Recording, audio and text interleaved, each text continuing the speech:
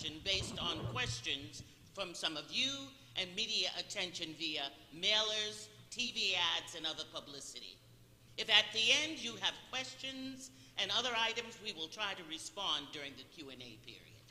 We will also reference the importance of judges and will give your comments regarding preparing to vote.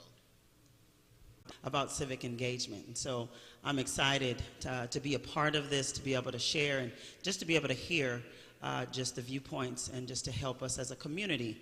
And as mentioned before, be able to take this information and take it back to those who are not here, and for those that are watching and viewing right now. It's very important that we continue to share this information for our loved ones, because as I mentioned, some has mentioned before, it won't necessarily affect some folks who are more mature in life, but it definitely will affect your grandchildren and your children's children. And so it's very important that we share this information. As Rod mentioned, 2025, Project 25 is very, very serious. And as an educator, Board of Education is important to me and across this country. And for many of us, public school was where we were educated. And without the Board of Education, we will not have the Department of Education. We will not have public education. It will be gone. And just imagine what a world would be like without public education. And so think about that, and definitely think about the things that you'll hear today and put into thought into practice, and how we all need to participate and exercise our right to vote. So thank you for the opportunity to share.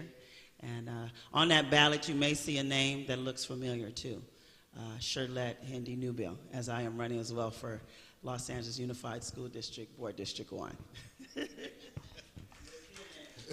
But thank you for dropping in, and you really put into focus, you really did put us on the right track, because you really make us realize and understand how critical this November 5th election is to our very futures and to our lives and the quality of our lives.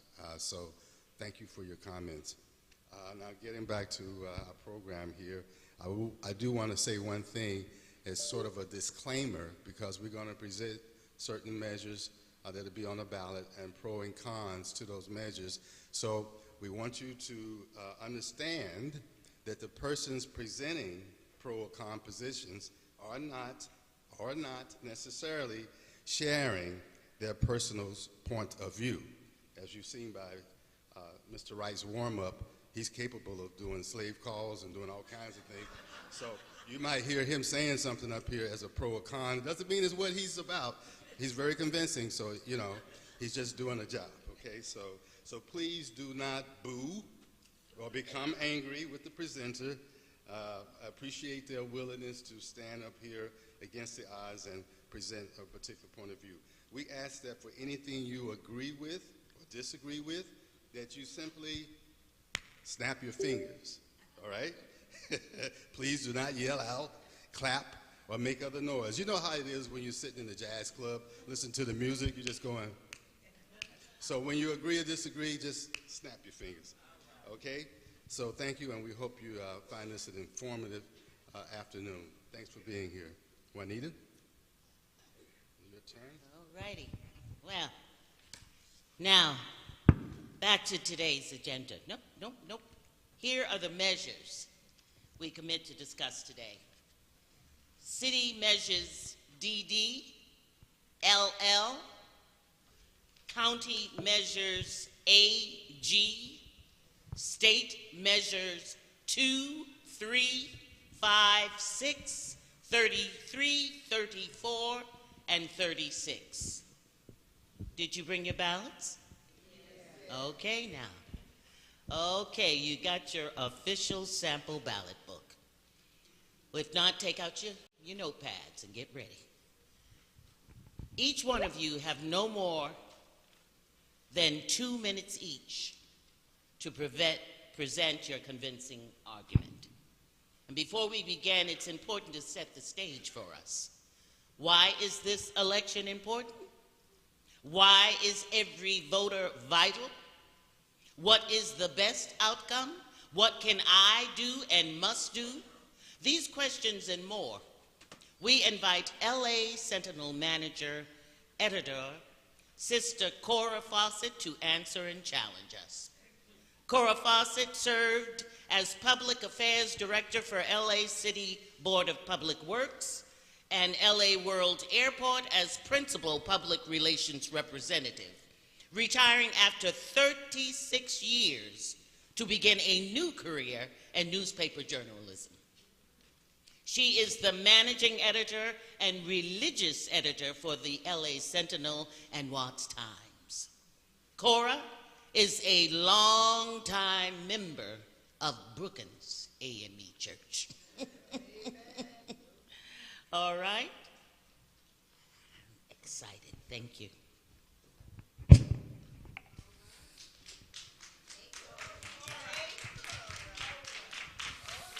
Good afternoon. Good afternoon, and thank you all very much. Thank you, Sister Jackie. And it's already got a big warm-up from Brother Rod and Sister Shirlette. So you all know why this election is important. You know what the stakes are. You've seen all the commercials, and many of you know what it was like under Donald Trump. You know he is no friend of the black community. But now we have an opportunity to have somebody who has always been on our side, who will definitely support us, and that is in the form of Kamala Harris. But there are also so many other important measures on the county ballot, as well as the city ballot, and as well as the state ballot. So it is important, if you are a voter, and I hope all of you, all the voters, that you take the time to familiarize yourself with what the issues are. And of course, today is going to be a great start.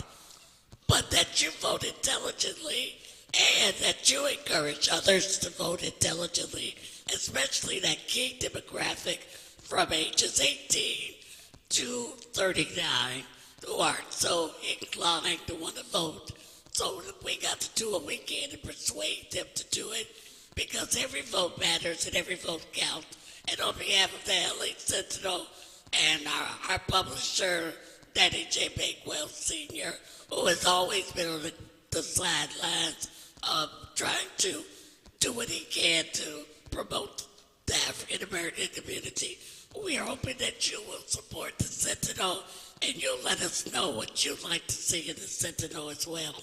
Thank you. Thank you for your comments, and thank you for being with us. Thank you. Okay, we're going to continue with our ballot measures. Now, make sure I understand this. Now, what I'm going to do is we're going to introduce the ballot measure, and we'll have the pro and con for that, and then we'll move on to the next ballot measure, right? That's our protocol. Okay, so the first measure that we'll examine today is the Independent Redistricting Commission charter change. The pro would be Billy Green.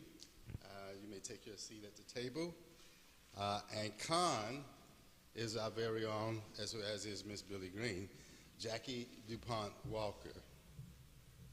This is Measure DD, Independent Redistricting Commission charter change.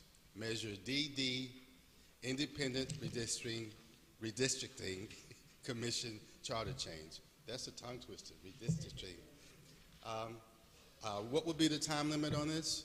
2 minutes. 2 minutes? Okay, so each of you get a minute. Okay. I'm not going to be real strict about that time. Go. Okay, the pros for DD. And DD is to form a redistricting committee for the city of Los Angeles. It's on now. Can you hear me? Okay, we'll go back. We're talking about Measure DD. Yeah, oh, sorry, LA City. LA City, Measure DD, Independent Redistricting Commission charter change. Do we have it? Let's wait to make sure that everyone has it before we start. Who wants to have it? Yes?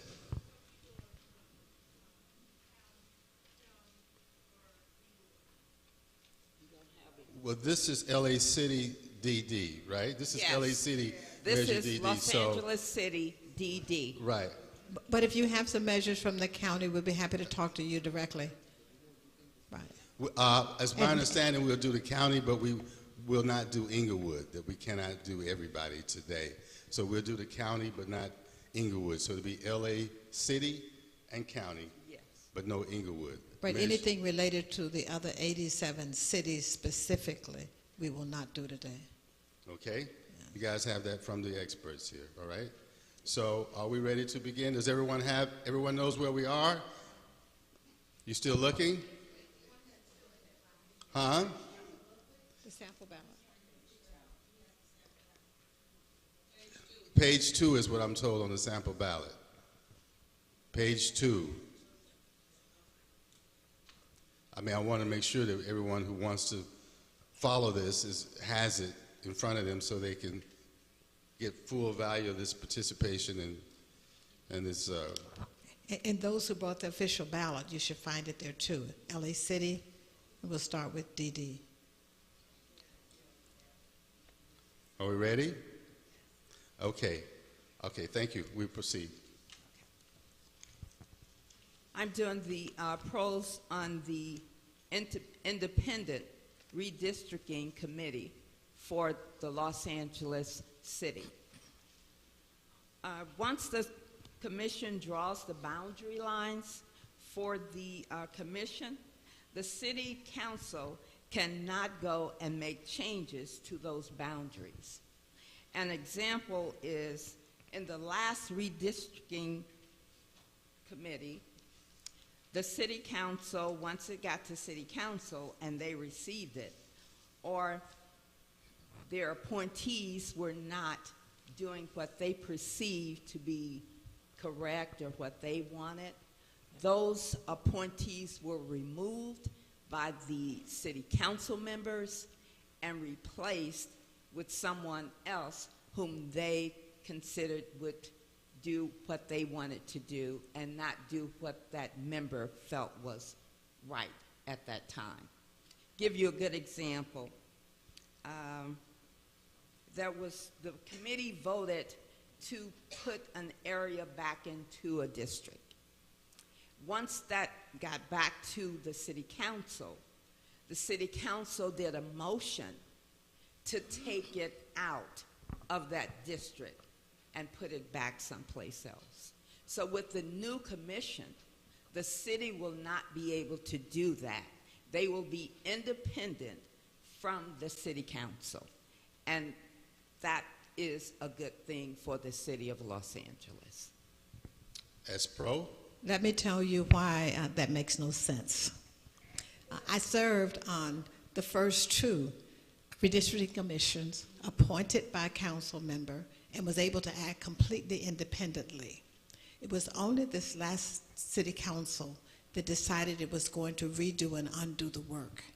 All we need to do is to correct that part. We don't need to change that process. It is very, very important for the people who have experience to be able to do that. And not everybody wants to run for office. You know how hard it is running for office and getting people to vote for you and going out? Ask Sister Newbill here. And so if the people like you and I can simply be appointed to serve and we stand our grounds, it makes sense. So let me say, we've only had we're only redistricting by citizens for 3 elections, only 3 elections.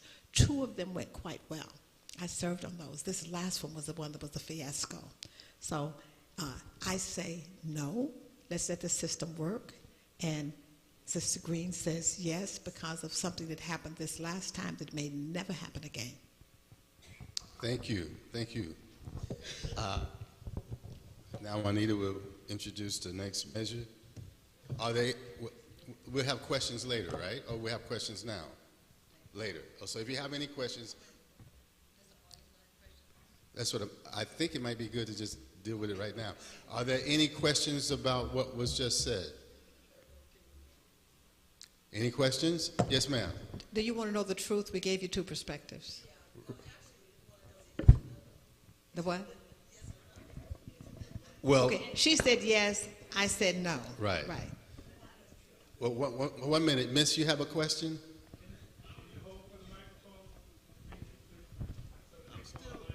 Right. I'm still a little confused as to which way is the best way to go on that, because I know the situation like with Kevin De Leon and all that's, I know this is reference to that, right?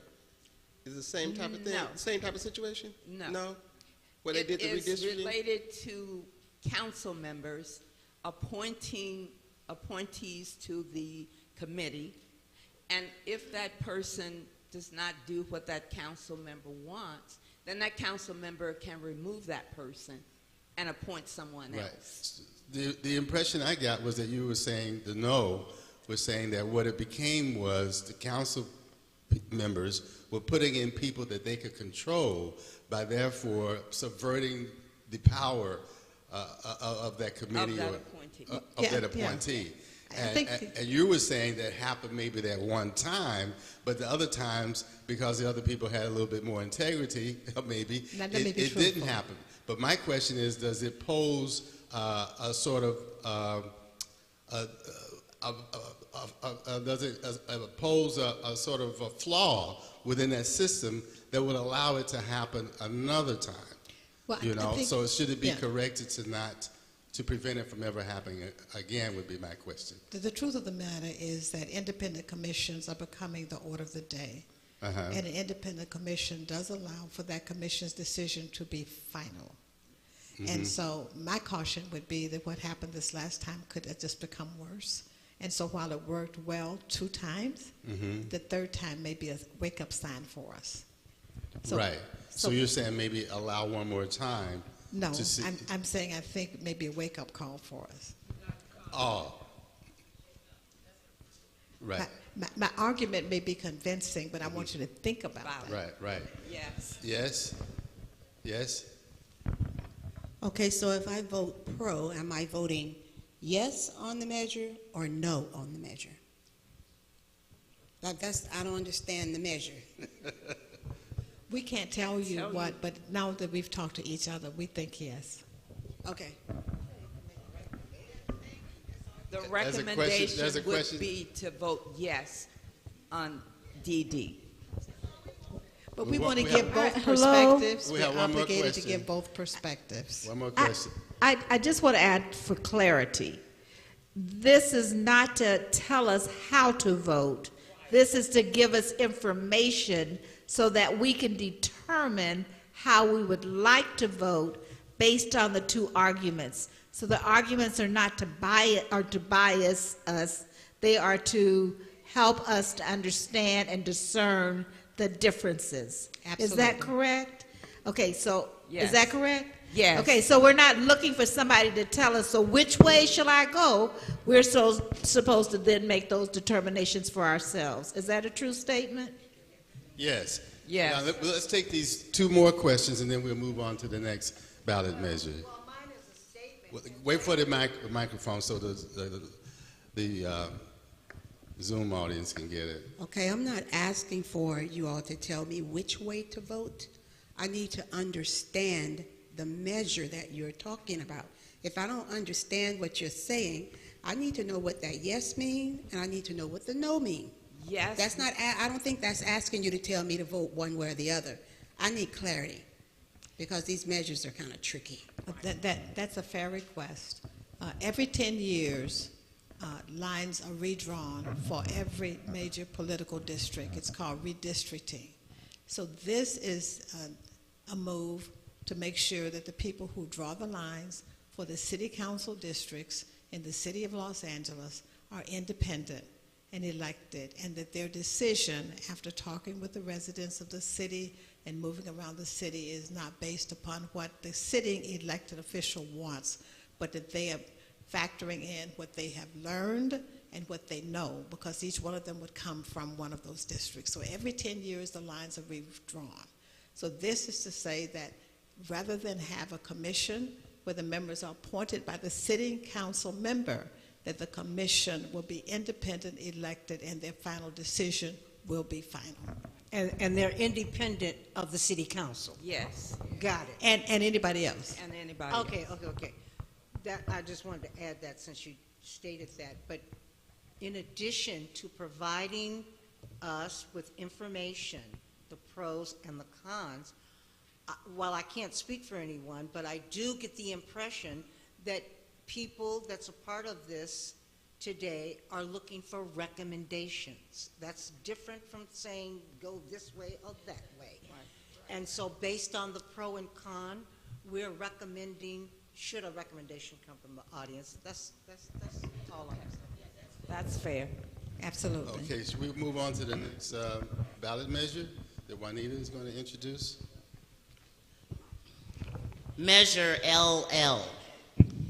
LAUSD to increase redistricting commission.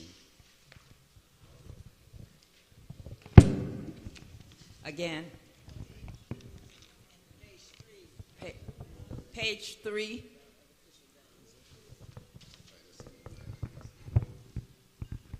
Everyone found it? Right, it's page 3. The Independent Redistricting Commission charter change. Is it, what was this? No, that's measure. Right. This is the one that we standing out. You know, this was one we switched. What Juanita has, this should be something that's, we took that out and replaced it with something. So where's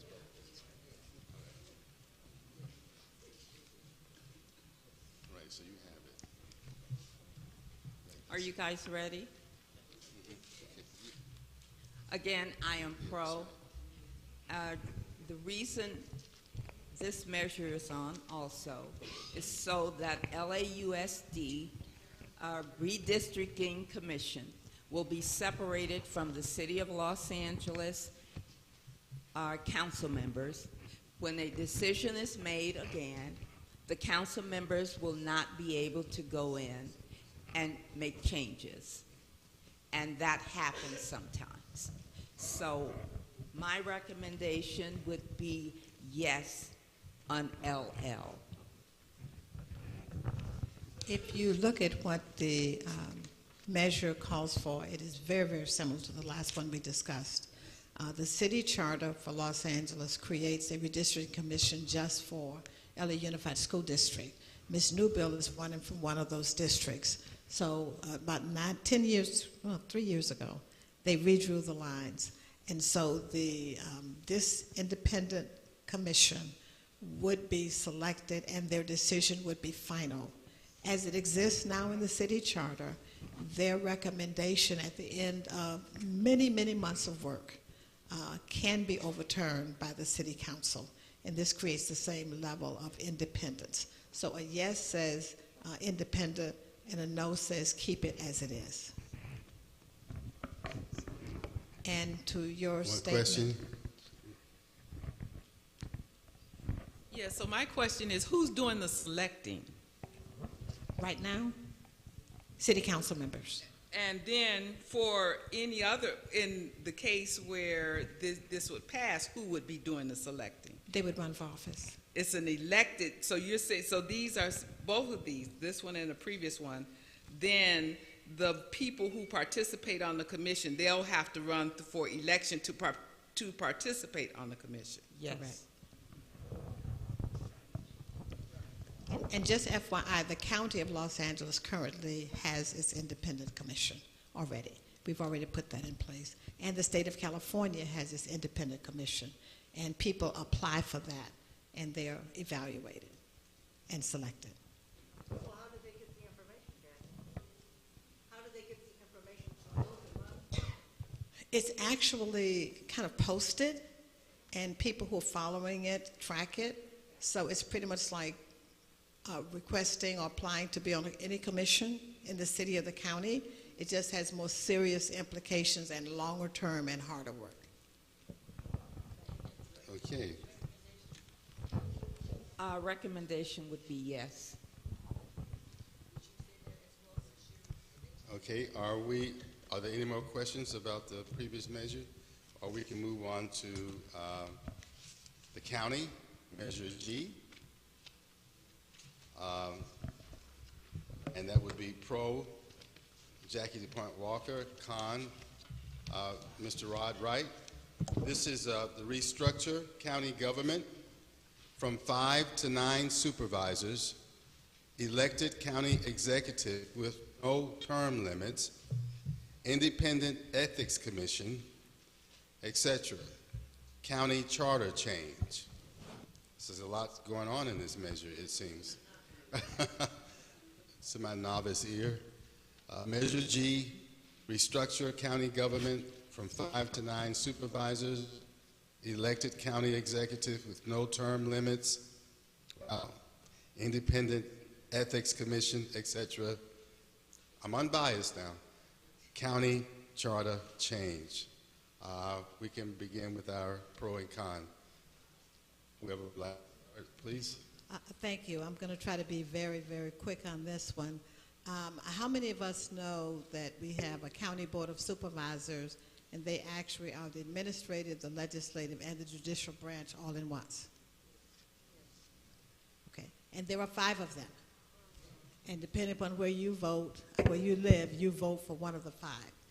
2 of the 5 supervisors have proposed this legislation, and a third supported the 2. And so the 2 who proposed it are Supervisor Lindsay Horvath and Supervisor Janice Hahn. And Supervisor Hilda Solis supported it. So those, the 3 were able to get it on the ballot. That means there are 2 supervisors who are not currently supporting it. And that will be Supervisor Holly Mitchell and Supervisor Catherine Barger.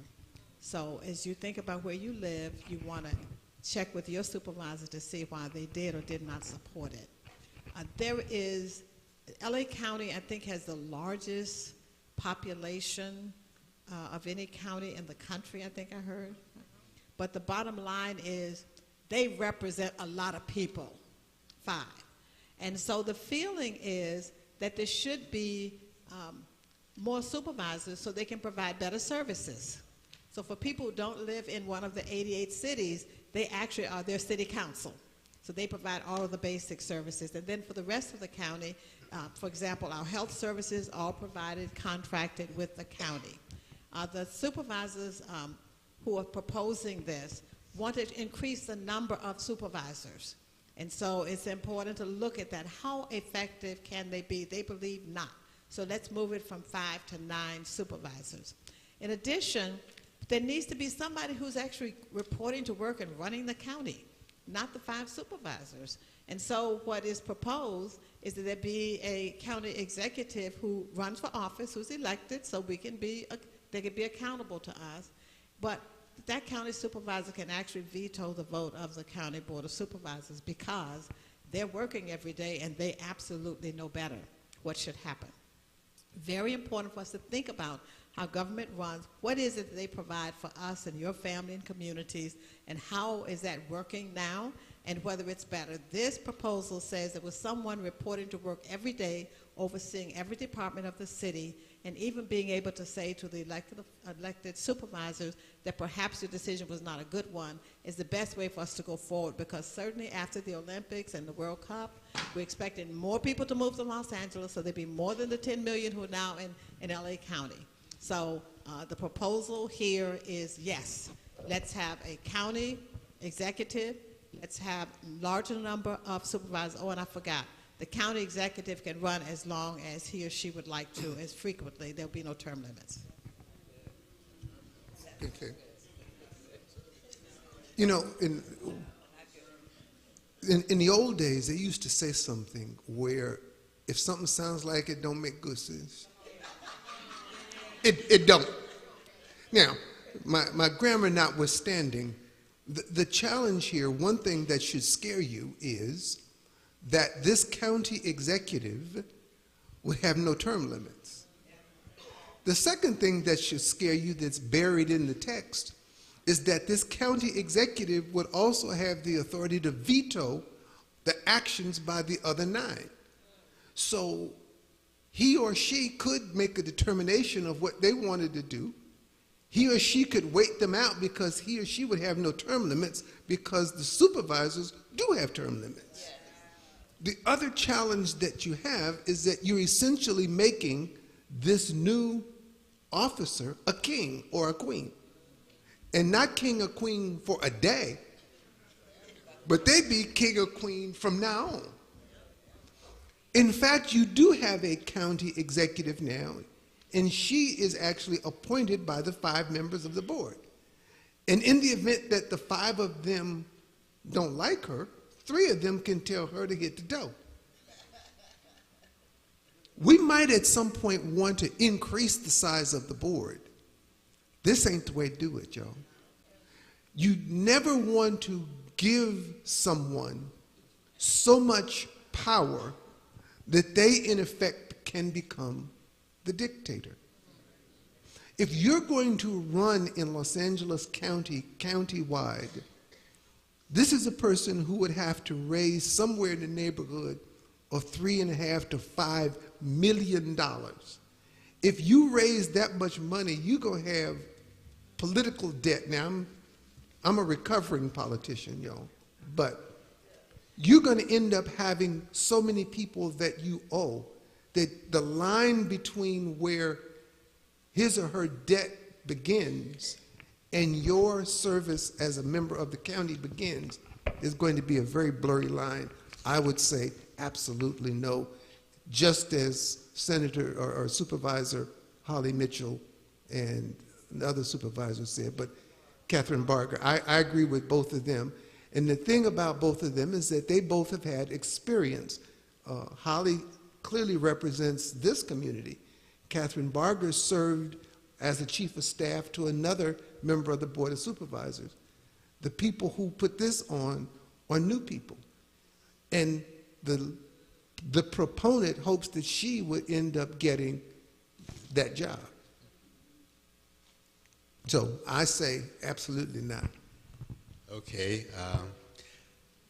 Do you want to say anything else on the pro side to rebut some of his comments, or do we want to let it lie like it is? I think you heard a theme, and please look at it very carefully. Right, okay. All right. Juanita is up. Mm-hmm. My knees. Okay, Measure A. Homelessness and housing affordability funding creates a 1/2 cent tax replacing previous Measure H. Pros, Jacqueline DuPont Walker. Con, Rod Wright. Thank you. I hope you'll look at Measure A because of the issues we have around people needing to be housed and how slow it appears that we're able to put together the money. Proposition H was able to keep its commitment of building approximately 10,000 units of new housing, and we hope that it's going to help preserve the housing that was already affordable and needs to remain affordable. I direct you to those who are supporting it for some support and guidance. The Women and Children's Crisis Shelter, Habitat for Humanities of Greater Los Angeles, LA Family Housing, and probably some other affordable housing providers. I direct you to those who are opposing it, the Harvard Jarvis Taxpayers Association, Mike Antonovich, former LA County Supervisor, and Jack Humphreyville.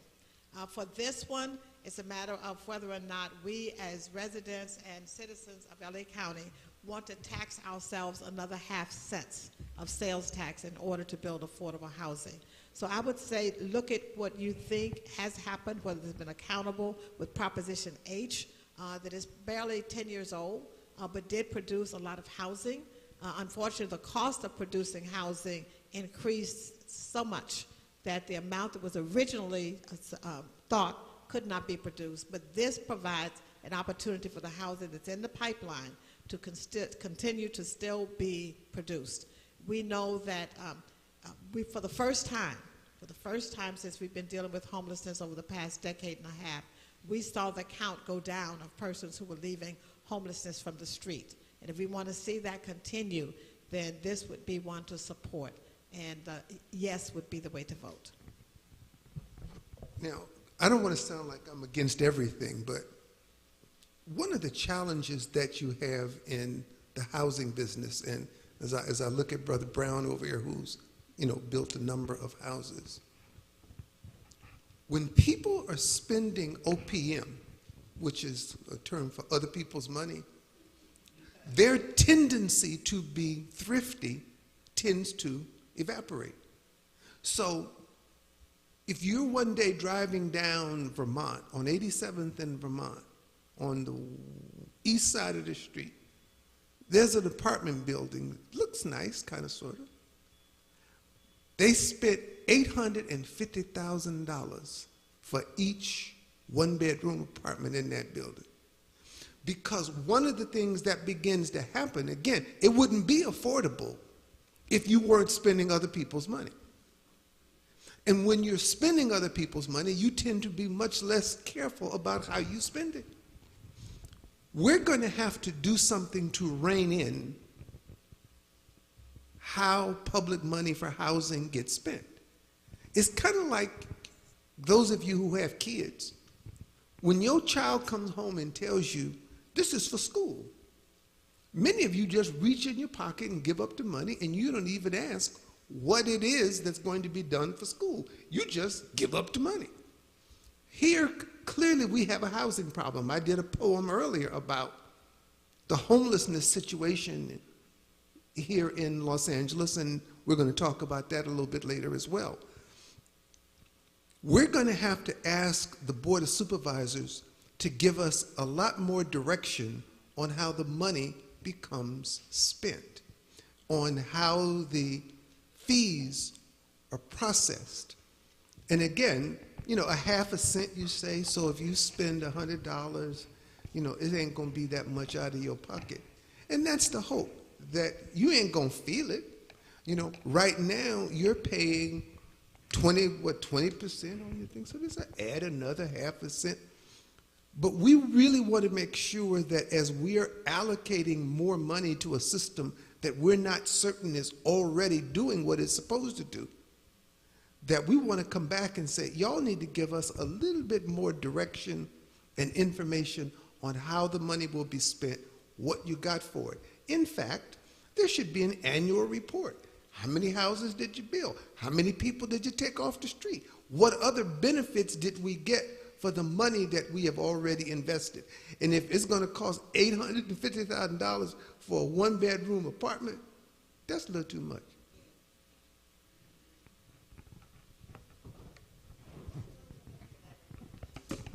Okay, she's got a, okay, yes. Question in the front. Question? Hold on 1 second, the mic is coming to you. Okay. I was just curious as to how we would find out this information, how that would be generated to the public on how our tax money will be spent. Her question is a good one, which is how would we, the public, find out how the funds were expended? Exactly. Which is a great question, because right now you don't find out. And what happens is that the money went out, but how it was spent, the current city treasurer, for example, LA City, to further add confusion, not to be confused with the county, but the LA City controller just began an audit of the monies expended by the city of Los Angeles on homelessness. And he said, wow, because there were so many things that were not made clear as the money was being spent. And so you're absolutely right. Before we throw more money at it, and I said more as opposed to more because I'm from South Central LA and I went to Washington High School. But as we start throwing more money at it, we really want to do exactly what you said. Show me, tell me what you've done with the money that you got. And if that's not made clear, then I ain't giving you more money. Okay. Let me just clarify. Go ahead, I think my Jackie. colleague answered one question about another one. H is about the production of housing. The audit is about LASA, the organization providing services for housing. What we really want to do is to focus on whether or not there can be more accountability for funds spent. And I have no problem with that. In fact, I have been told that H provides for the kind of audit as well as the look at the cost of housing. 848,000 is too much, and I promise you, if we acknowledge 848,000, it's more. So in order to find out how we can reduce that and still maintain living wages, because a part of it really is tied to wages in addition to costs. So whether or not we want to authorize this and have the funds generated and then be very clear about how it is expended and accountability, I think is an issue with this vote. And we can vote yes and then be very accountable. Most of us go away after legislation election. We don't go to the hearings and we don't talk to our elected officials. We must be diligent about talking to them about how these funds would be used. But generating the funds is very, very difficult. And right now, the production of housing would come to a screeching halt in much of the county if we didn't have the additional funds. Billy Green. And Question, is this property tax or sales tax? And that's what the people really need to know. Billy, I believe it's sales tax, but some people have said property tax, and I think it's clarified it is sales tax. We have a question. You have the mic coming to you. Wages, you said, I'm sorry, it's tied to wages? Wages for the people building the houses or wages for the people applying for the houses? The cost of production is tied to the wages for building. And we're not trying to take it down, but we really have to be clear that a large part of it are the wages as well as the costs. Supplies are not as available. The things that came from other countries are not as available, so it's driving the cost up. So would that be considered like a public works project where they have to pay prevailing wages? Prevailing wage must be paid on all housing development funded by city, county, and state government. And it is done willingly, but it's just a factor in what happens when we talk about the cost of housing. There are other places we can look at the cost of housing and try to bring it down. There are fees that city, county, and state charge for doing the work. There are other ways to look at it. We do need to bring the cost down, but we need not stop the production of housing. Thank you. Reverend Kathy. I'm noticing that this has two of the measures, Howard Jarvis Taxpayers Association. And could you explain that? Because that's Proposition 13, and how does that figure into all of this? Again, so for the young people who don't know nothing about this, a long time ago, the city and county, and to a lesser extent the state, just would say, you know what, it's Tuesday, I think we should raise property taxes. You know what, I think I need a new car. We should raise property taxes. So what began to happen is that property taxes escalated so fast that people were losing their houses because of the property tax. And so Howard Jarvis, who is a different kind of human being, he has since passed away, but a different kind of human being, came up with this idea that is called Proposition 13.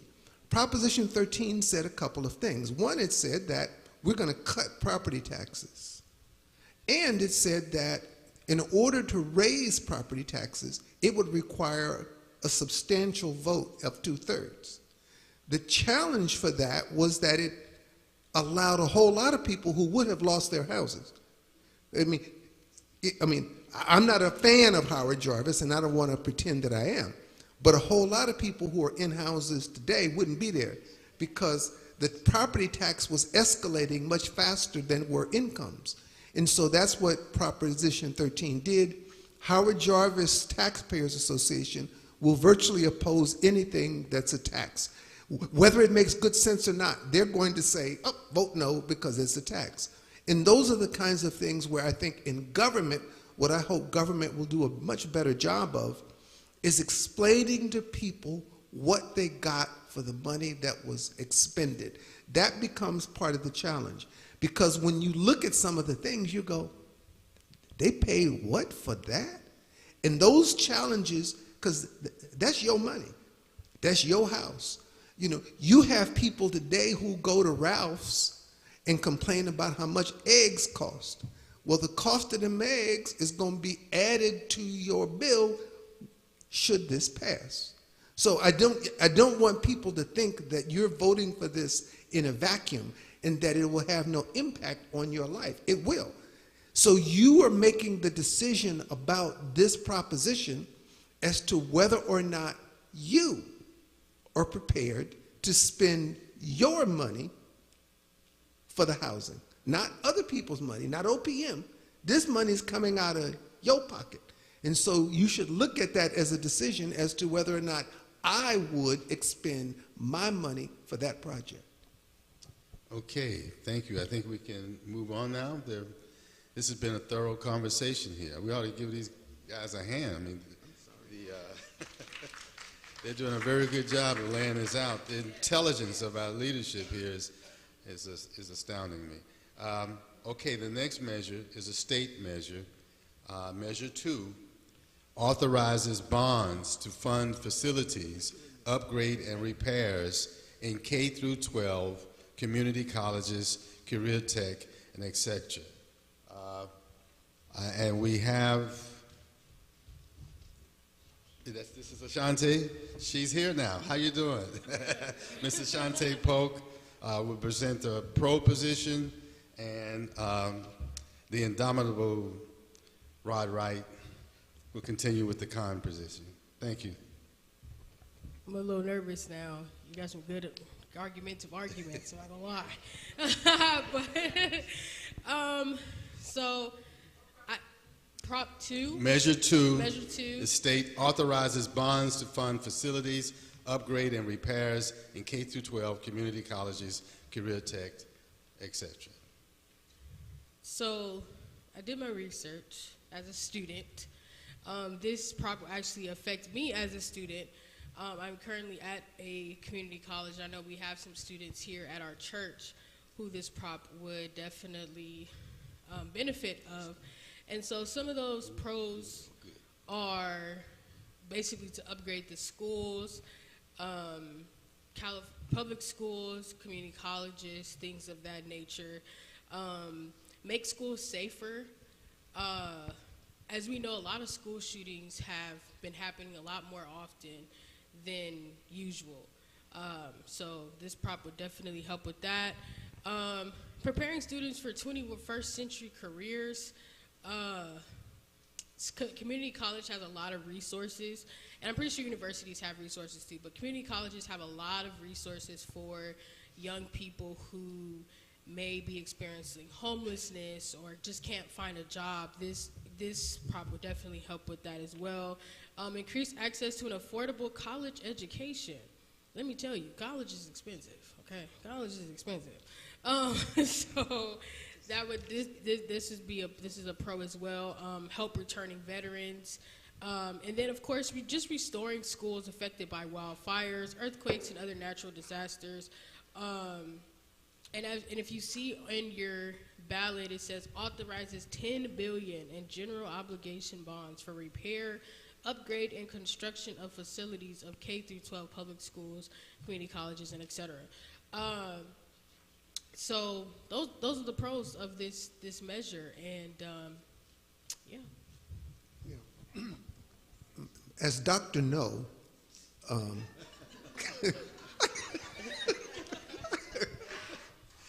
again, as you look at this, you're having to make a determination because this does go on your property tax.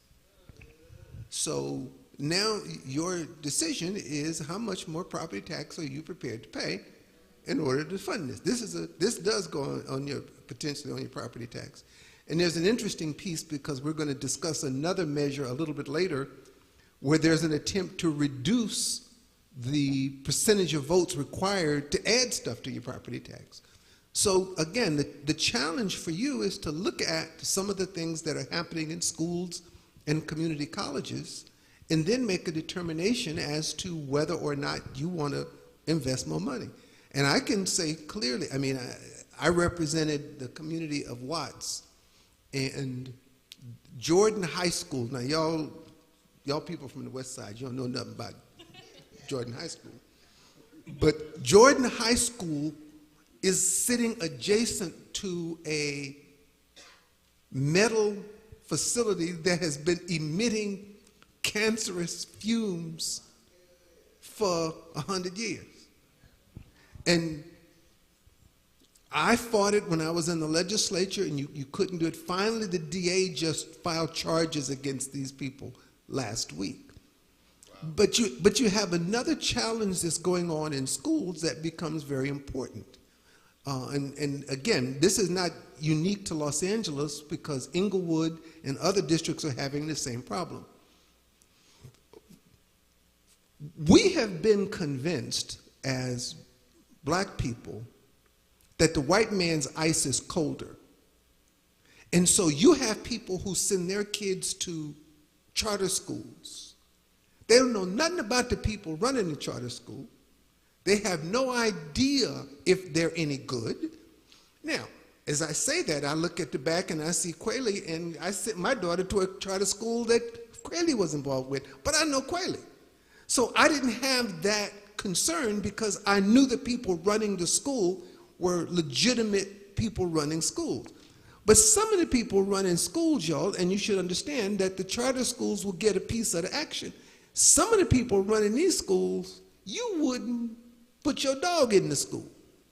And so the challenge now becomes, again, we have to pay much more attention to all of the institutions that we just give money to.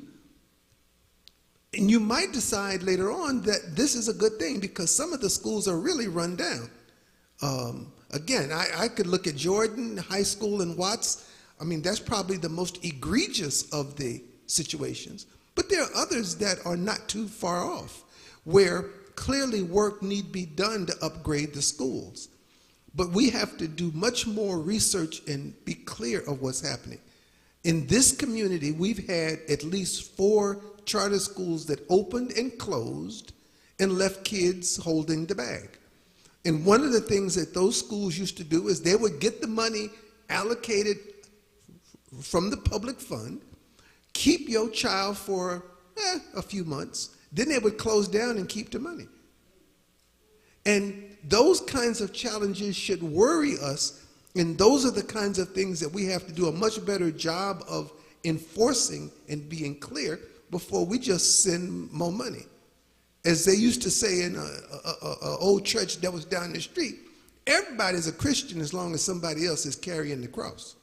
We have to make sure that we're clear where the money is going and what we're doing with it before we just send it. Every charter school ain't a good one. Every one of those little things that you see popping up are not good. And before we just send more money, we've got to make sure that we do a better job of knowing how the money is going to be spent. Can I ask a question? This measure seems to, it's a statewide measure. Yes. So I'm assuming that maybe it's talking about schools statewide. It mentions community colleges, yes, career tech, you know, not so much the charter school area, which I associate with high schools, elementary schools, and it's talking about repairs to deal with upkeep, maintenance, improvements in the safety of the school, whatever. So it seems to be a separate issue from the integrity of the administration, or, you know, just we're talking about facilities that need attention and need to be upgraded so that whoever's in it, however they got there, they're in a facility that, you know, is safe and secure. Oh, should be. And that kind of thing. I'm sorry. It seems like your rebuttal dealt with other issues than this is addressing. No, not okay. So let me back way up here. Okay. So in California, one of the things that we do is we have a portion of the state property tax across the state goes to schools. There's a percentage that goes to the school. Now, charter schools, once they are chartered, are also entitled to a piece of the action. So even though it's not a, quote, public school, technically it is, it's a public charter school. And so they are able to operate independent of, let's say, the school board, because they have their own board and governance system, but they're able to be funded by the same source of funds that Jefferson High School would be funded with, because charters are eligible to receive money as well. Right. Now, the thing I mentioned, because I had this battle, several charter schools closed down, and when they closed, they kept the money. And then those students had to be shifted, in some cases mid-semester, to the nearest public school, which created a whole lot of confusion. And since, I got grandkids, and some of y'all in here older than me, the things that are going on in schools today would almost curl your hair, because it's just a whole different world. So what I'm saying is that we have to do a much better job, just as we were talking on the other thing, of seeing where the money went. How much of this, and again, there's no limit to necessarily how much would go to a charter school. If you live in Inglewood, for example, Inglewood just had to close a whole bunch of schools. Morningside High School is about to be gone. Daniel Freeman Elementary School on 79th and is about gone. It's already closed. There are a couple of other elementary schools that are closing, in part because there's several charter operators who've come in and literally just took over students that used to go to Inglewood schools, and that left the school with this building and not enough students to fill it. By God, Crenshaw High School, I'm a general, by the way, Crenshaw High School couldn't field a football team this year because they didn't have enough students at the school to have a football team. Now, if I said that to you, you'd go, that's crazy. No, it ain't. This year ain't no football team at Crenshaw High School. That should worry a whole bunch of people. I'm sorry. But that's why I make that, because that funding is for all schools statewide. So this actually is a state measure that occurs from San Diego to Eureka. Okay, thank you, Rod. Billy? One of the things I just want to say is that we need to know that LAUSD has a department for charter schools. Our money, as Rod has just said, goes to charter schools. Charter schools come into our community and take the best of the best and leave everything else at the public schools. So when you are doing bonds, you're not just funding public schools, you're also funding charter schools. Wow. Please remember that. They have a department for charter schools, and that money goes directly to charters. At Baldwin Hills Elementary School, they tried to remove the principal and put a charter school at Baldwin Hills Elementary School, and that principal fought. So we have to know and fight for our communities when it comes to our public schools. We have one more, Brother Quayle. You lit it up in here, Rod. Just an addendum to Inglewood schools. They closed Morningside. They're going to move the students from Inglewood High to Morningside because they're going to redo Morningside. They're moving the kids from Kelso to the one on 79th because of all the stuff that's going on on Prairie. Thank you. So they are moving people. Right. Could you hand that to Quayle right behind you there? Just a quick clarification. Charter schools receive average daily attendance. So it's based on the individual students that come to the school. So they're taking the money from the schools that the student that have actually left that school to fund I'm sorry, could you repeat that? You moved your mic. Okay. You wasn't too clear. Keep your mic right there. Yes, sir. The average daily attendance is what they use to follow the students that go to a charter school. So they're not taking any money from any student that stays in that particular public school. It is the money that's being used by that individual student, follows that student. And all charter schools have to accept the students that are applying.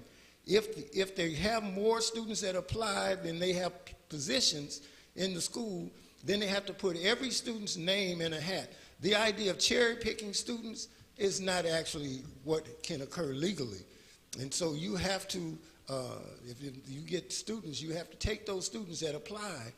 The only students that may have special positions in the school will be the ones that that were actually engaged, the parents were actually engaged in putting that charter school together. So that's only a handful of students that would get special privilege. Just a clarification, I have a Zoom meeting I have to go to with my family, so that's the only reason. Okay, thank you, Brother Quayle. Thank you. If I could, and I agree with what Quayle said, but here's one of the things that you should understand about not just schools, but anytime you have a dollar that is allocated based on population, you might get ADA, average daily attendance money for a student that's X number of dollars.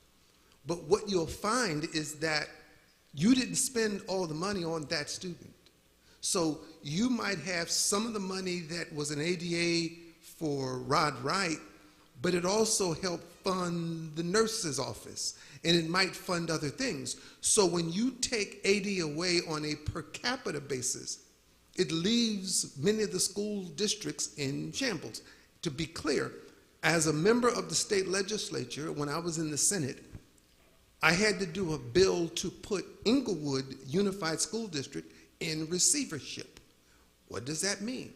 That means that the state took over the school and we had to lend them money to backfill, because when the superintendent and the board chair came to me in June, he said, by December, we won't have enough money to make payroll.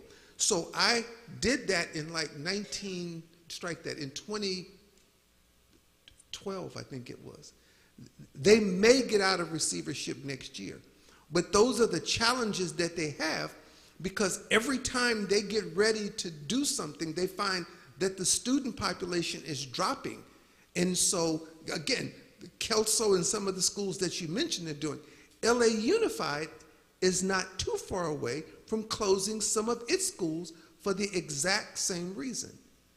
So I guess, you know, you have to be careful what you ask for. Okay, I think it's time to move on. No. This is a great conversation. This is a great conversation. This is what we're here for. Could you possibly go back and read that measure aloud? Because I know we're talking about the one we've been discussing. Yes. Okay. Read what it says. It's a state exactly. measure. Yes. Measure 2 authorizes bonds to fund facilities upgrade and repairs in K through 12, community colleges, career tech, etc. I'm putting the etc. on. It just says career tech. Community colleges, career tech. So I guess my initial question was, well, I don't have that in front of me yet. Yeah. Right, I don't have the booklet. Okay. So what? Can you read the whole thing, please? Okay. It says authorizes $10 billion in general obligation bonds for repair, upgrade, and construction of facilities in K-12 schools, including charter schools, community colleges, career tech, and including improvement of health and safety conditions and classroom upgrades. Requires annual audits. Fiscal impact: increased state cost of about $500 million annually for 35 years to repay the bond. It says supporters: California Teachers Association, California Nurses, Community College, and opponents: Howard Jarvis Taxpayer Association. So, knowing the fiscal impact situation, is it possible to explain that part?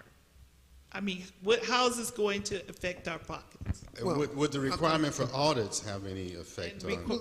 Okay, so again, when you do a bond at the state level, you're essentially attaching your property tax to cover the cost of the bond.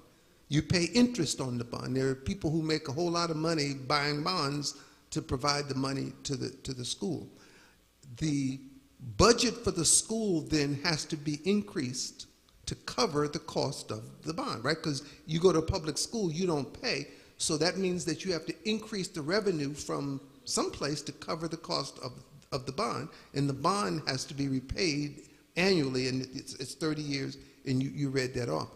Again, I'm not wholly against bonds or the other thing. I'm just saying that in some instances, we don't understand all of the dynamics that happen with your money. As you pointed out, I said it, and there was a discussion. I saw Quady left.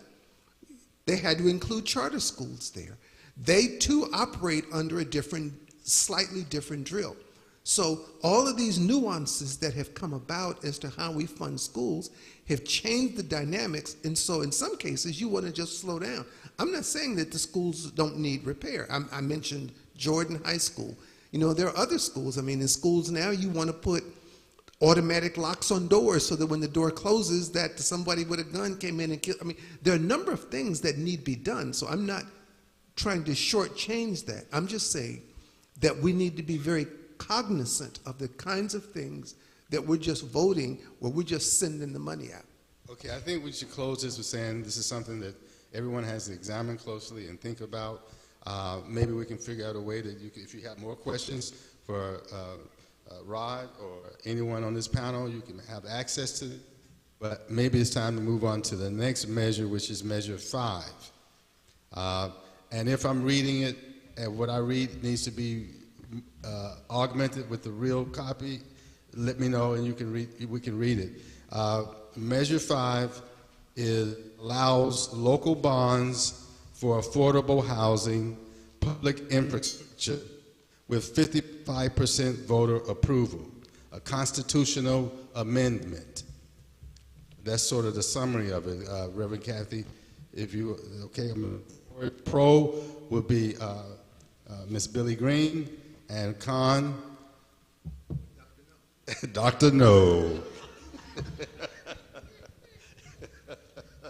Maybe we should flip him to the other side. Okay, measure 5, the pros. It allows the local bond. We're talking about.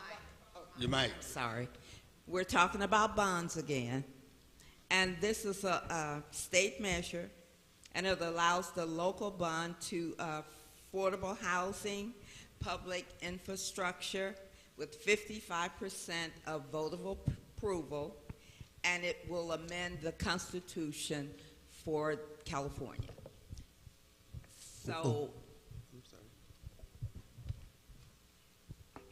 if you want your infrastructure repaired, that means the highways and bridges of California, this is the measure that you should vote yes on. I'm not sure whose music that is, but somebody's phone is trying to get them. Not mine. It ain't mine because I don't have that beat on my phone.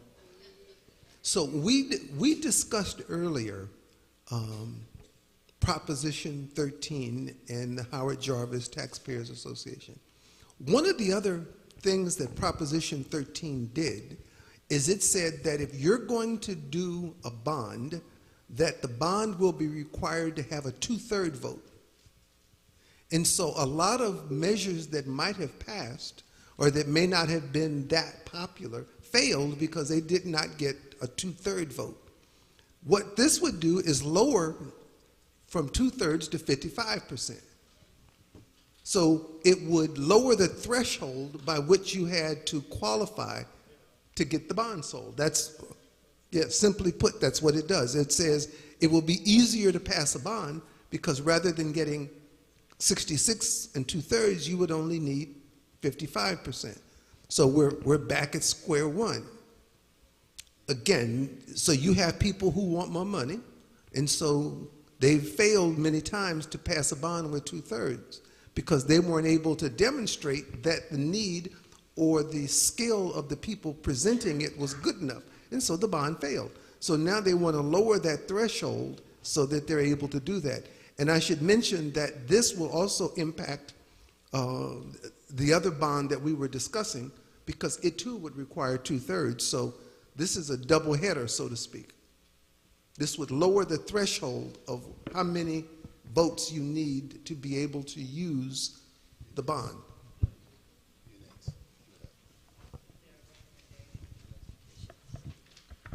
I just want to add to the reading that it also clearly states that it would increase property taxes. Absolutely. Yes, it does. It is a property tax. Well, see, they told me not to recommend. I'm talking. I'm trying to give you the good information. Yeah. Right. No recommendations. No recommendations. Yes. Yes, sir. Okay. Measure 6 eliminates provision for involuntary servitude for incarcerated individuals. This is a constitutional amendment. Pro, Rod Wright. He's hey now. And con, Billy Green. You know, a lot of people, and I'm old, so please charge this to my head and not my heart. I want to say it was Constitutional Amendment 13 was the amendment that eliminated slavery. But the last line in that constitutional amendment said, unless you were in jail. So if you think back, what folks in the South used to do is if a brother was walking down the street, they would grab him and put him in jail and said, you were black on Tuesday, so you got to go to jail. And then when they put him in jail, they would then lease him to the white folks. So he was picking cotton for free. There were numerous instances, if you go back and look in history, where black people literally died in custody because they were poorly fed, they didn't get much. Okay, fast forward to California. The California Constitution likewise says that if someone is in prison, that you can essentially work them for free. And they do. Now, they might pay them 2 cents an hour or something crazy, but essentially, that same provision that was in the federal Constitution is in the California Constitution. This would say that you at least have to pay minimum wage in the state to somebody who's incarcerated if you're going to make them work. And if they choose not to work, then you can't beat them and make them work when they don't want to. Well, if we eliminate the provision with involuntary servitude, you will not have people making your furniture, and that's what those people do. They don't do license plates anymore. They're actually representatives. They do phone calls. Some of them are in prison, and they call your house to do surveys. So all of that is free labor for the state of California, and that is something that we should not get rid of. We're going to end that one right there. It reminds me, I was in Arkansas 3 or 4 weeks ago, and I went to this farmer's market, this place called Ferndale, Arkansas, which was a Klan stronghold, you know, then and now. And a buddy of mine took me down there to show me how wealthy these people were. So I go up to this farmer's market, and this guy is sitting there, and he's got tomatoes and potatoes. He said, I know I got something over here you won't buy. And so I walked up to him, and we talked for a second. Oh, you're from California. I used to go back and forth from there. And then he said to me, y'all still have all them illegal immigrants? And I wanted to say, well, you know, if you guys would do your own work, there wouldn't be this problem. You don't want to, you want everybody to come in and build your railroads, and, you know, pick your cotton. Anyway, that's what that made me think of. You know, now you're complaining because these people are here, you know. Anyway, this is a sidebar. It's got nothing to do with anything. Anyway, you know, so this is what she was saying. Well, you got to have them license plates, so we'd be banging into each other. Measure 33 expands local government authority to enact rent control on residential property initiative. Pro will be our very own Jackie DuPont Walker. And we're back to Dr. No for con.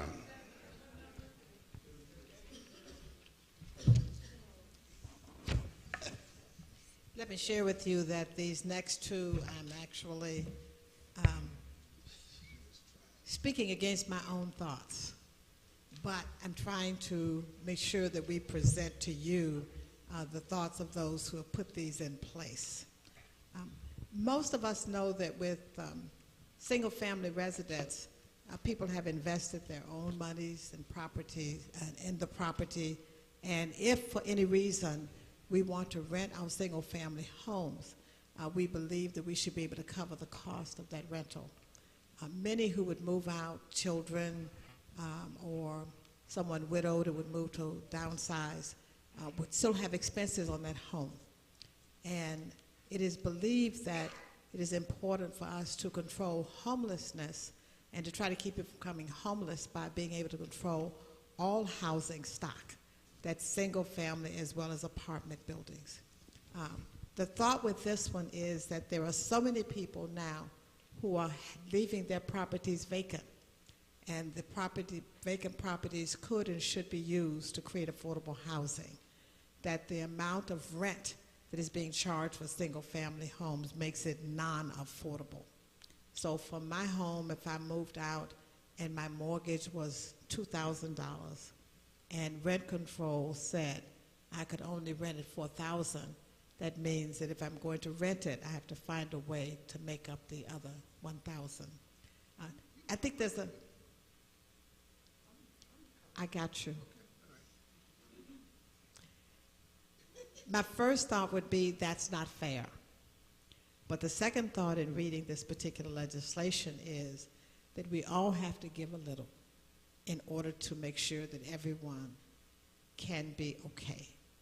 And so, although I'd have to stretch to try to find that other $1,000 to make my mortgage, that perhaps it's the sacrifice that we are making for each other. So in this particular legislation 33, we believe that rent control should set a fair rent. And we would have the ability to talk to our elected officials about what is a fair rent. And hopefully that fair rent would cover the cost of still maintaining the property we own that we have purchased without any assistance from government and still be able to help with affordable housing. Clear? Okay. Well, Dr. No here. So in 1995, the year before I went to the assembly, I was elected in 96.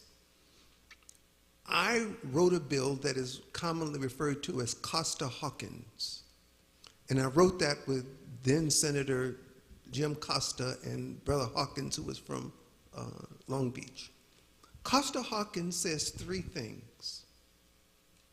One, it says that if you have a property that you built in 1995, subsequent to 1995, you cannot do rent control on that. And I'll explain why that came about in a minute. Part two says if you have a single family house, so if you got your house and you want to rent it out, you make that decision for whatever reason, that the government can't tell you how much you can rent your house for. The other thing that Costa-Hawkins says is that you have vacancy decontrol. What does that mean? That means that if you move out of your apartment, I didn't evict you for no cause, but you moved out, you got a better apartment someplace. For whatever reason you chose to move under your own volition, that I could charge market rate to the new tenant who was moving in. Those are the three things that Costa-Hawkins says. Now let me back up again. Why would we say, for example, that you would not have rent control on a building built after 1995? Because for the previous 2 years in many areas, would nobody build nothing? If I was going to invest my private dollar in an apartment building, and the government was going to tell me how much money I could rent the unit for, then people said, I ain't renting I ain't gonna build a unit. And so you had a huge decline in the construction of apartments because the marketplace was so unsure that you weren't gonna risk your money. And so what replaced many apartment buildings was something called a 401k. Now, a whole lot of people didn't know what a 401k was in 1987, but many people do now. And the 401k came in and started competing with apartment buildings and private investment in real estate. And so that was one of the other things that it did. So you had vacancy decontrolled, single-family houses were exempt, because the reason that you needed to do that was, again, you wanted to encourage people to invest private dollars. Because, again, what we were talking earlier about how when the government is spending the money, you don't pay no attention to it. I assure you that if it's your money, you're going to watch that a little bit because you have something to lose. So you had vacancy decontrol, you had single-family houses, and you had the calendar date of 1995. By the way, if you live in the city of Los Angeles, your date is 1970. I want to say 78 or 79, because the city of Los Angeles, when they enacted rent control, had the same thing. Wasn't nobody going to build no apartment building in LA and then have around and turn around and have the city tell you, oh, this is how much you can rent your place for. The city wasn't going to tell you how much it was going to cost to get it built, so why should the city tell you how much you can rent it for? This does not stop, per se, rent control on the buildings that already have it. It simply says that you can't eliminate Costa-Hawkins, and Costa-Hawkins has actually been one of the preservers of some of the housing that you've received for the last 20 plus years. The person who wrote this measure from the AIDS Healthcare Foundation is spending that money to fund this. I have helped defeat it twice, and I'm trying to defeat it for the third time because he keeps coming back doing the same thing. And he has also been fined numerous times because he ain't managing and taking care of the buildings that he owns. So I'm an avid no, and again, since 1974, I've been a rental property owner. So I come at this in an unbiased sense, in that I own apartments and have been an apartment building owner for a long time. I think we need to give the mic back to Brent and Juanita for Pastor. I have it. Pastor Settles would like to say something right quick. Amen. I have to step out, and so I just wanted to take a moment. Sister Jackie, you know I have conference this week, and I have some obligations that I need to send in to the bishop. It's called job protection. Yes, ma'am. But I wanted to take a moment to thank Jackie, Sister Ron, Brother Ron, Sister Billy, our two Shanti. wonderful moderators. I'm sorry, our guests. Amen. And all of you for doing this important work so that we will be informed on what we're going to decide when we go to the polls. Amen. And I have a drive to Inland Empire, but I have YouTube on my phone. So I will continue to listen as I drive home. But I just wanted to say thank you very much for putting this together. Amen.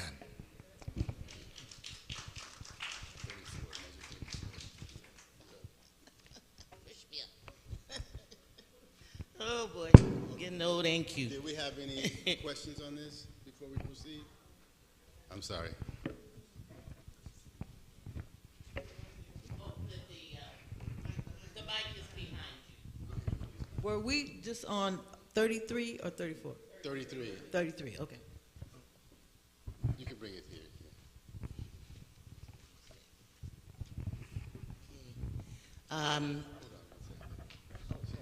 So, Rod, this would put rent control on our single-family dwellings, correct? I'm sorry, The let me answer be is yes, clear. so we can move, Ron. Huh? Yes. The answer is yes, so we can move. Well, Just yes. it could. What currently under Costa-Hawkins that I wrote, It's forbidden. Right. This would remove that prohibition so cities could, but it does not enforce it per se. He's saying it's highly possible. Highly possible and highly likely. Okay. And I think the key is it also could increase rent for people who are current tenants. So it's not just people moving in, but it also could increase issues for people renting now. So, are we ready to move on? It repeals Costa-Hawkins. Yes, yes. It repeals Costa-Hawkins. This takes away all of the things that Rod's legislation put in place. That's what's important. Yes, that's a very important point. It repeals that legislation. Okay, we can move on to measure 34. 34, restricts spending of certain prescriptions. That's revenue. Pro, Rod, right? Oh, okay. I get to be Con. I get to switch sides. So, Okay. actually, I have been involved in this as well. When you're a recovering politician, they never let you go. You just keep getting pulled back in. The AIDS Healthcare Foundation is one of the largest AIDS prescription agencies in the United States. So we were just talking about Proposition 33. The AIDS Healthcare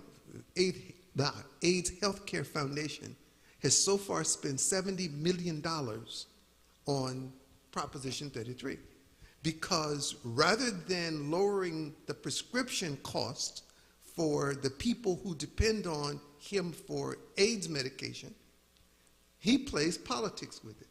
Proposition 33 is the third go-round that he has done this. I done whooped him twice. I hope to whoop him a third time. But this is getting old because I have to go beg people for money every time he puts up this much money. And so this would say, no, dog, you are not able to simply take the money that was intended to lower prescription costs for patients who you serve. You're going to have to spend that money where it was intended. There's nothing in the contract that you have that says that you get to spend money on political causes that you feel make good sense. So this would say by law, and if you're not going to do that, then you're not going to get the government money that you can spend willy-nilly as you please. And so that's where 34 came from. This is the third time in Proposition 33 that we're having the same fight. So I come at this, and again, to be clear, I worked on Costa-Hawkins as a legislator. I'm working on 33 as a political consultant, and I'm actually cutting my own throat because if we leave it alone, I'm sure when we win this one, he'll be back to do it a fourth time. But that's way too inefficient way of spending money, and so I would say yes on 34 and no on 33. Okay, we can move on. Okay, I think it's very important to tie the two, 34 and 33, together again, because the initiatives that we find on our ballots often in the state of California are someone's idea that has not been vetted by anyone. They don't necessarily have to have agreement. They may have a few, I call them fictitious groups behind them. But what's important for this one is that once the public has said no at least twice, the question is, why do you bring it back again? Add a little trickery, change a few words, and do something differently. I think even the governor has gotten tired of what happens here. But this organization has been able to earn significant dollars, millions of dollars, through medical care and use the money otherwise. And this says that they should spend the money on the medical field where they earned it to make life better for us and our health better. And so I know I'm supposed to be pro this, but I can't. This really stinks. It's really important for us to really stop the games that are played with our ballots. We know what happened with 209 when we thought we were protecting affirmative action and we killed it. And so we should be really clear that from the lens of our community, this is not in our best interest. Okay, all right. Measure 36. 34. We're going to 36. We've done 33 and 34. Skipping over the. Oh. Her recommendation was no, right, Jackie? Yeah. Right. I tied them together in my comments. So give us your final recommendation so that it was clear to Ramona. She didn't hear the recommendation. Can you just repeat that on 34? From me, no 34, no 33. So no on 33 and 34 for Jackie, her recommendation. I'm yes on 34. Okay. I'm yes on 34 and no on 33. Okay. Okay. Measure 36, the last measure, right? Yes. Is measure 36 allows felony charges for certain drug and theft crimes similar to previous three strikes law initiative. Okay, and pro, well, why don't we go? Okay, I've got pro. Yeah, okay, and Dr. No has con. Okay, 36. We really found with three strikes that we did protect our communities a little bit better. You remember three strikes, and it did have a few flaws in it, in that some of the crimes that people were incarcerated for were very, very minor, and that third strike put people away for a very long time. So this attempts to get it straight. It does come very close to it in that there's a certain number of strikes because it is felt that statistics show that with Proposition 47, where a larger number of people who had been incarcerated, perhaps unfairly, but definitely unjust sentences, were getting out and creating a bad situation.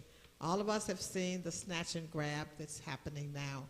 And the proponents of this believe that this will actually send a very clear signal to people who don't want to abide by the law and therefore create safety. They really focus on the conditions under which we live, where you go into the market to buy toothpaste and it must be unlocked from a case. And so there's a feeling that this kind of message being sent across the bow will cause people to think twice and three times about some of the things that are done that simply are senseless.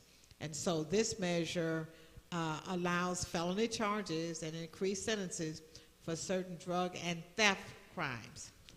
And this would go back to a more strict and conservative environment in the courts as we think about the judges, so that they could feel free for those people who appear not to be repentant and repeat offenders to get their opportunity to be incarcerated and therefore keep our communities safe. Right. Well, many years ago, that the young people won't know nothing about this, but we passed a proposition then called 47. Proposition 47 was an attempt to stop some of the stupid stuff that was going on with respect to prison sentencing. So you had people who would end up in prison for 10 years because they stole a candy bar, or other minor crimes. You could be in jail from now on because nobody cared.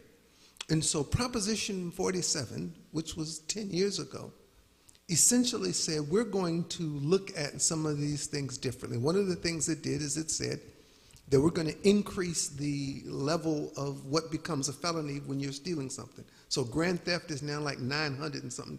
It used to be like almost 50 cents. I mean, but it wasn't quite that bad. But it was, I want to say it was $300. I could be, but it's now around $900. $950, thank you. So the idea was that you wouldn't be placing so many people in jail for such a long period of time for often what was not a serious offense. That's not to say that I'm condoning people breaking into the 7-Eleven. In fact, I thought it was a great day last week when this lady took her son to the police station at Wilshire Division. She slapped him right in the lobby at the station and said, I just saw his little behind on TV, and he and his homeboys broke into the 7-Eleven and robbed it, and his little butt needs to, I mean, again, that was a responsible parent, and I commend her for that.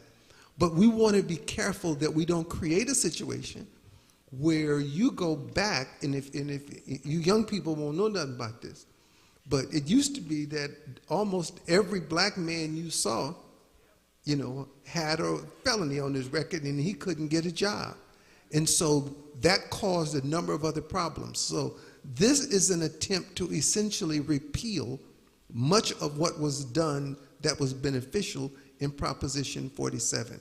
And so I would hope that, again, you'd vote no, because the people who were sponsoring this, if you were unfortunate enough to, now I'm not even going to say that, this is church, but if you were unfortunate enough to encounter them on the street, they wouldn't have any sympathy toward helping you. And we're doing better. We're going to have to do a better job of enforcing some of the other things that we have. One of the other things that the police have been doing in the last few years is burglary, for example, or when you use force or when you break into somebody's house with a gun and a number of other things. Those are still felonies, and they can hold those individuals. They just choose not to, because the police departments, have been campaigning for Proposition 36. So please vote no, because the child you save may be your own. Okay. All right, so that's going to sum up our resolutions, our measures. Yes, Keith. No, we're not covering 35. Well, what we will do is make ourselves available to talk to you one-on-one about the ones that we didn't cover. We picked those, as our moderator said, who people raised questions about, or the commission felt had gotten a lot of publicity, might be confusing. That also adds to, we will add that offer for the elected officials also. So now we're about to sort of wrap it up. Juanita? Judges are important if our judicial system is to work. The court system has prosecutors and defending attorneys. Prosecutors are vested in deciding what, if anything, to charge. And they also decide charges in plea bargaining, even with the innocent. Defending attorneys are vested in proving innocence. The American court system is balanced when the bench has a mixture of both perspectives. A majority of people appointed to federal benches are former prosecutors. So Justice Ketanji Brown Jackson advised that the career trajectory of the judge should be a prime factor when voting.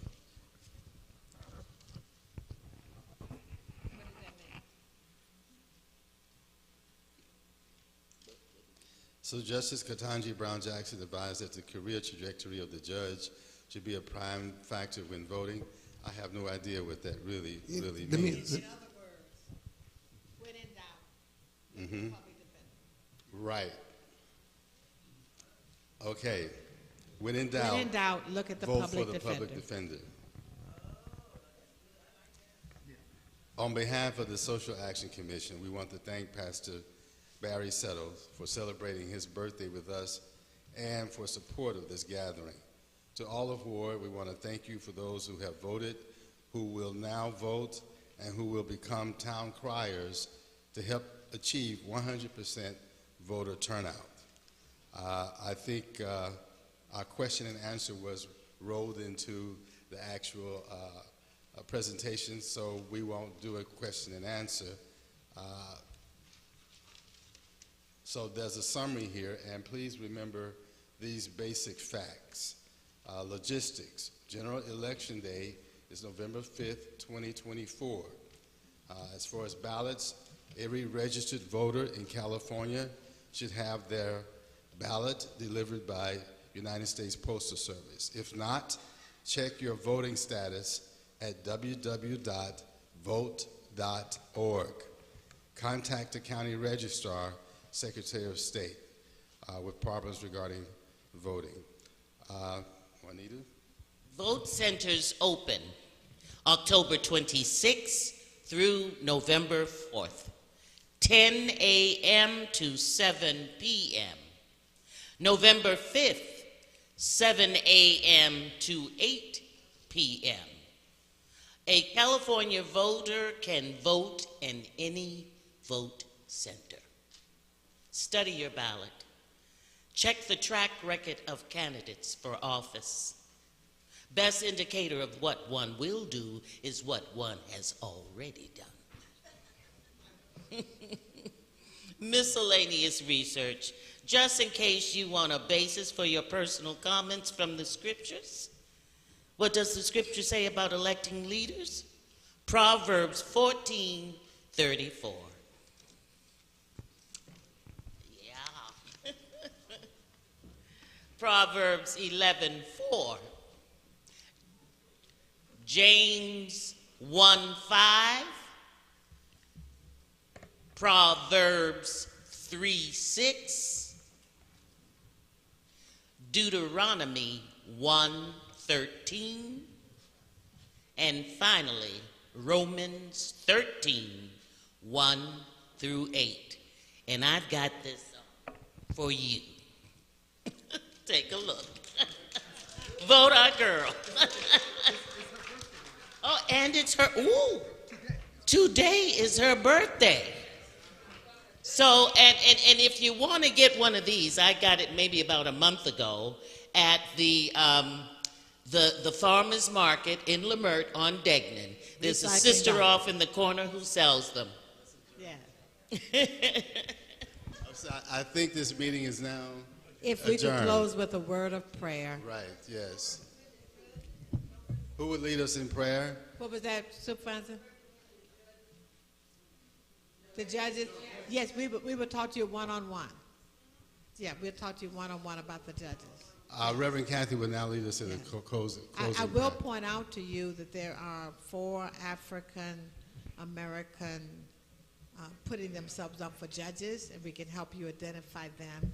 And of the open offices, you have an opportunity to consider a public defender and all but one. In that one office, both are district attorneys.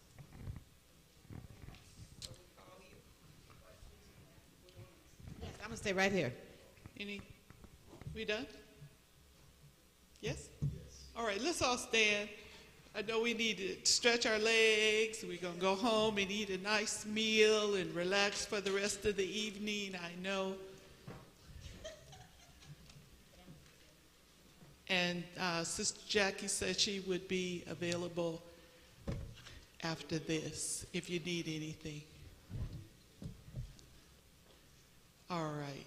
Let's just give our panel a round of applause before we go. A lot of good information, a lot of confusion, but God is not the author of confusion, so we will know what to do. Let's bow our heads. Father in heaven, we just come before you, God. It's been a great day. We love you. We've praised you. We've sung to your glory. We've got a good preached word. And we've got your instructions on how to vote and exercise our right on November 5th. So, Lord, as we leave this place, Lord God, we never leave your presence. Keep a hedge of protection around us as we travel the dangerous streets and highways. Let us all be vigilant and let us be forthright in our voting. And, Lord God, we ask that when we get to our homes, that we find all is well. In Jesus' name, amen.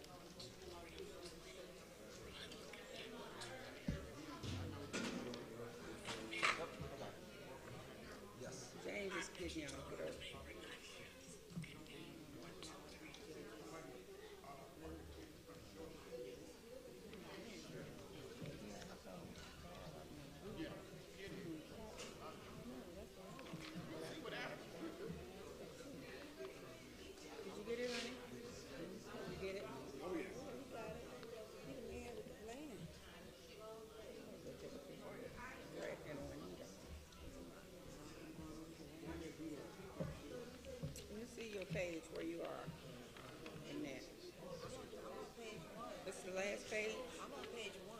Oh, it's on page 1.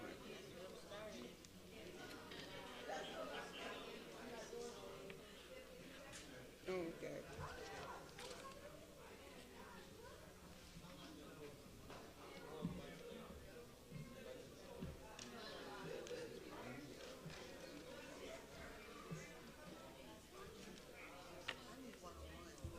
We didn't do this, did we? Did we do this? Hi, Jackie. Okay.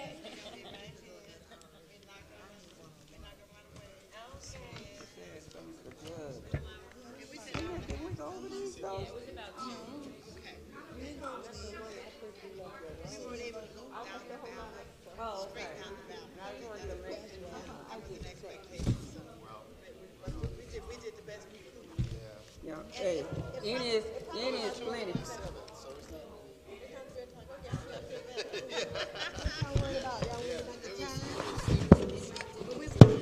Yeah, that's not us. Yeah. You did good. Yeah, it was about 12:45. It was great. Yeah, great job. Yeah. I did too. Yeah. Okay. Right.